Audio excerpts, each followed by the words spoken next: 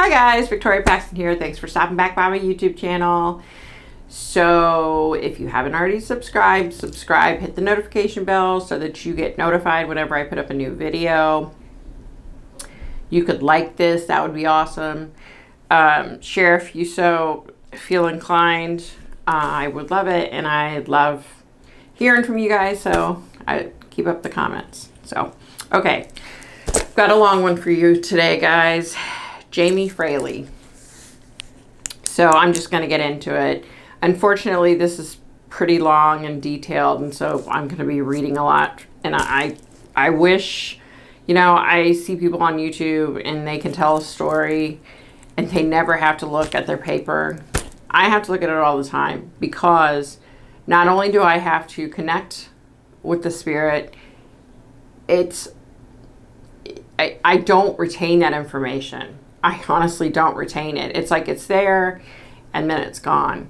So if I don't write it down, I'm not going to retain it. Now, sometimes I can remember some little things, and then on top of it, to research the case, there's no way. I just can't do it. I can't do it. Sorry, guys. Okay. So Jamie Fraley was born on March 5th, 1986 in Gastonia, North Carolina. She was a native of Gaston County. I guess she had lived there her whole life. She had struggled in the past with anxiety issues and bipolar disorder. By the late 2000s, Fraley had responded well to prescription medication for anxiety and bipolar and had begun attending Gaston College part-time. That's awesome. Way to go. Her family said she was planning a career as a substance abuse counselor. Even better, that's awesome. So sad to know the ending to this story, you know? God. She had so much in front of her. In 2006, she had began dating Ricky Simmons Jr. Her family said she was very much in love with Ricky. They eventually became engaged. However, Simmons had a criminal history, and after several earlier arrests for petty crimes, in early 2007, he was sentenced to 15 months in the state prison for theft. Sad. Jamie continued to visit Simmons and interact with him while he was incarcerated. On April 7th, 2008, so she came down with the stomach flu, and it was so severe that she twice went to the local emergency room for treatment. She didn't have a driver's license, so she relied on a social services worker and friends and family to take her to and from the hospital. After returning home from her first trip, one of Jamie's friends visited her and picked up her dog, which Jamie had been sitting for her. Her friend then went on to drop off Jamie's prescription at a local drugstore. She later went to the drugstore to pick up her prescription. Jamie's boyfriend's father, Ricky Simon Sr., remember that name, Ricky Simon Sr., he lived in the same apartment complex, okay? He was 2 apartments down. He was a maintenance worker there at the apartment complex. So another neighbor drove her home from the drugstore. Jamie decided around 12 a.m. that there was something much more serious wrong with her and decided to go back to the ER. She called her mom to let her know. At 1:30 a.m. on April 18th, she called a friend in Albemarle to let her know she was going back to the hospital. The call was cut short when Fraley saw her ride. She referred to her ride as a he, so some guy. Fraley never checked into the ER a third time. After Jamie missed an important appointment the next day, her family went to her apartment on Lowell Bethesda Road to see if she was all right. They didn't find her there. Her door was locked. Inside, they found her wallet, her purse, her keys, and identification, but not her cell phone. Nothing else was missing, and there was no sign of a struggle, so they decided she must have left willingly. Her family then called the police and reported her missing. Gaston County Police launched a major investigation, putting all of its investigators on the case, with 3 of them devoted to her case full-time, which, that's impressive. They requested assistance from both the state's Bureau of Investigation and the FBI. Wow, they were really taking this seriously. The chief detective, Christy Roney, said she had never seen a missing persons case worked this thoroughly. Yeah, I agree. 2 days after Jamie's disappearance, utility workers discovered her phone at an intersection roughly a mile from her apartment. By the time the phone was turned over to the police, too many people had handled it, so they weren't able to get any fingerprints. That sucks. Searching through the call records, police found that several calls had been made at 4:30 a.m. However, they turned out to be from the list of calls that Fraley had dialed earlier and were not connected to the disappearance, which really sucks. A call had been made to the phone at 5 a.m., but it could not be determined who it was from. That doesn't make any sense. That part I didn't understand when I read that. What do you mean you couldn't tell who the call was from? Ricky Simmons Jr., Fraley's fiance, was still in prison at the time of her disappearance, so he was definitely ruled out as a suspect. For whatever reason, they quickly focused on Ricky Simmons Sr. He too had a criminal record, including 6 years in prison for manslaughter in the 1980s after he strangled his girlfriend to death.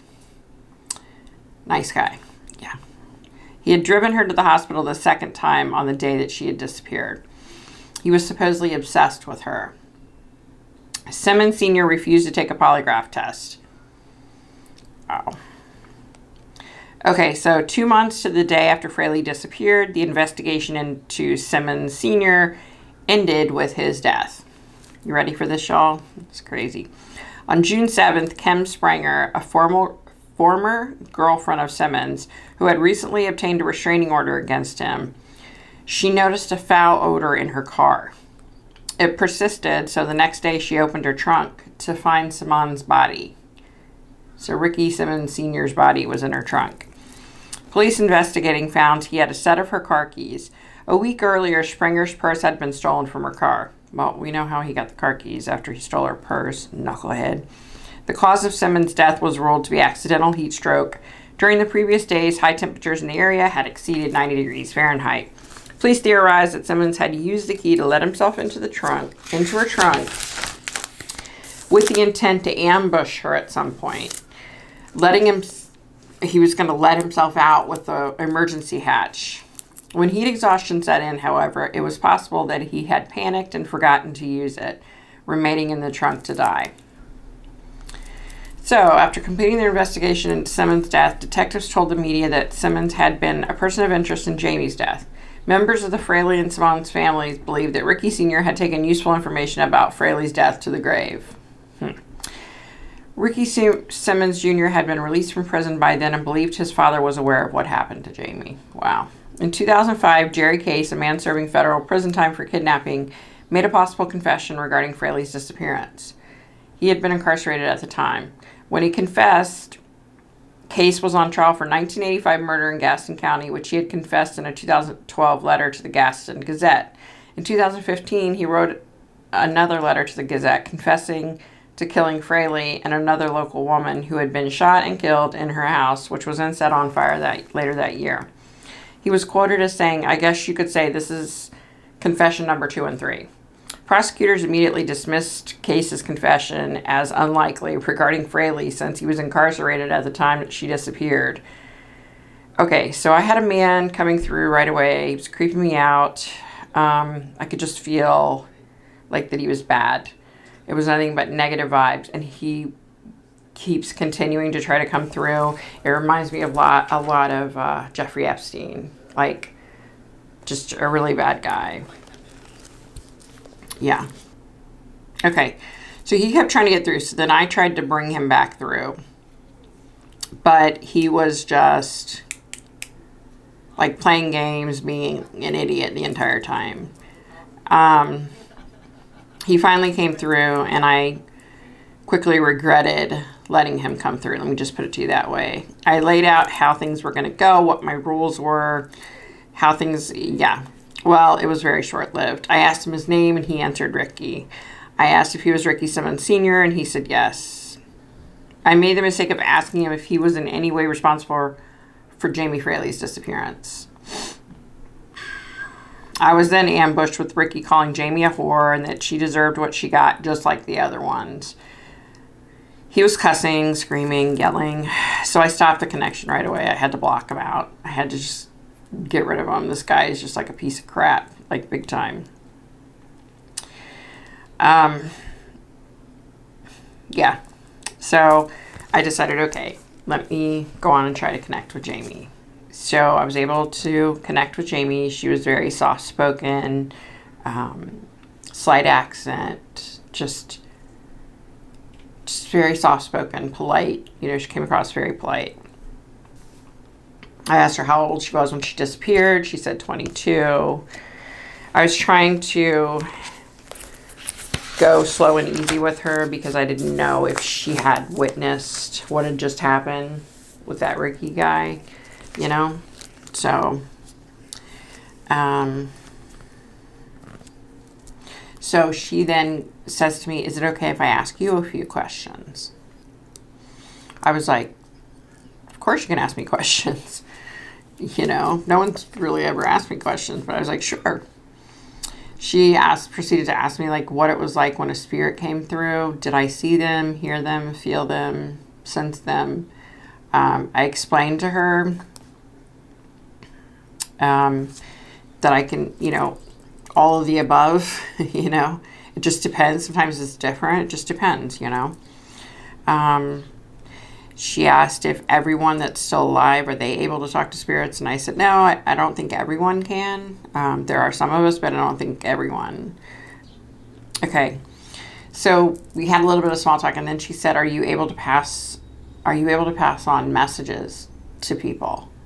And I said, what do you mean, like if I get something from spirit and then pass it on to someone that's living? And she said yes. And I said yes, of course. I said, you know, do you need me to pass on some messages? And bless her heart, she asked if she could get back to me on that, you know. Yeah. So she went on to thank me, and she went on to explain that she didn't want to leave anything out. She wanted to make sure that she had time to think about it so that she could give me the message and give me everything specific so that she didn't leave anything out. And I thought that was just so sweet. She's just so endearing, you know, it's just sweet. Yeah, I mean, it made me tear up, you know, it made me tear up because it was just so sweet that she wanted to be thoughtful enough not to forget to say anything. Like she knew, she said, you know, if I have the chance to do this, I want to do it right. You know, it made me tear up. Yeah. So, and I, you know, there are a lot of cases that just stick with me, and that part of my talks with her just is going to stick with me forever. I asked if she would go on and be willing to talk to me about what happened. She said that she would because she knew she was safe from him now. He would never be able to hurt her again. I asked her if the person she was talking about was her fiance's dad, Ricky Sr. She said yes. I asked her why did she end up going to the emergency room 2 times that day? Okay. She said she hadn't been feeling well that day or the day before. She said she was so tired and she had a horrible stomach ache and had been vomiting.